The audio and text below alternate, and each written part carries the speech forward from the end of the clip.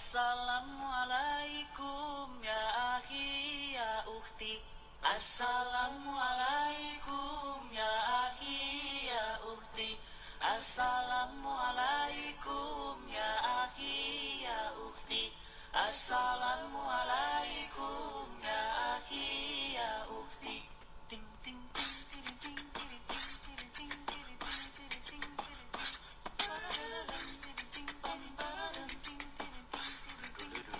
Assalamu alaikum. Can you hear me? Yes. Yeah. So my name's Sirin. My challenges are I'm actually a primary school teacher myself. Been teaching for about 15 years, but teaching my children at home is a completely different ball game. And I've got 4 children, alhamdulillah. One is 10, one is 7, one is 5, and one is 3. So obviously they're all at different stages. And I can't get my head around how I can possibly work with all of them simultaneously. So at the moment, we've just been going through like books, exercise books, and then each of them are, very demanding at the same time. Oh, Mom, I need help with this. I need help with that. I need help with this. And then you've got the school sending work, especially for my child on reception. They've been sending some videos for activities for him to do, which are a bit more hands-on as well. Then I've got my 3-year-old who just tries to sabotage everything. He's not interested in sitting down for even 1 minute, and he'll just sort of have a go at the others and mess things up for them and start crying and wanting attention. So I'm not sure how to go about this at all. So let's move on. The first topic is mindfulness in Islam has 6 major components. I'm going to read out the kind of 6 areas where we should be tapping into in order to connect to Allah subhanahu wa ta'ala.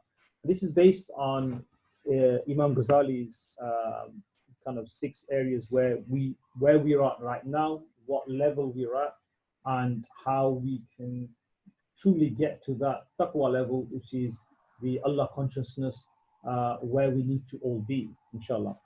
So, first one is tadabbur, seeking knowledge. Benefits of fasting in Ramadan. Brother Muhammad, I'm going to bring you into this, inshallah. Yes, with fasting, again, it's very lengthy. I'm just going to touch on some aspects of it because I'd like to sort of obviously have questions or obviously let you guys also come in on it. Benefits of fasting in Ramadan. Benefits of fasting is benefits of fasting in or outside of Ramadan. I think what Ramadan does is actually give us this 30 consecutive days, so you're actually, you're brought into it. But I think that, if we step back from that, because that is not the sunnah of Rasulullah sallallahu alaihi wasallam in the sense that he would fast every day of his life. He didn't do that. It was just Ramadan, where a 30-day period actually brings us face to face with certain realities in terms of our physical structure and our food and our habits with food and so on. And I think that works very well in this day and age, and is very needed. In fact, we have lots of non-Muslims who actually are very intrigued and attracted to wanting to try out the fasting of Ramadan, and they sort of, join up with Muslims and with their friends and colleagues and have a go at it. But what I try and impress upon people is that, the actual sunnah of Rasulullah Sallallahu Alaihi Wasalam was to actually fast outside of Ramadan, and it would be a continuous thing every Monday and Thursday. And I had this discussion with some of my colleagues, peers, and I said, look, you guys we're supposed to be sort of more exemplary than the awam, than the community. The community may fast in Ramadan only, and that's the only time when they actually do this. But we should set an example, and for us, it should be a standard that we also fast Monday and Thursday throughout the entire year.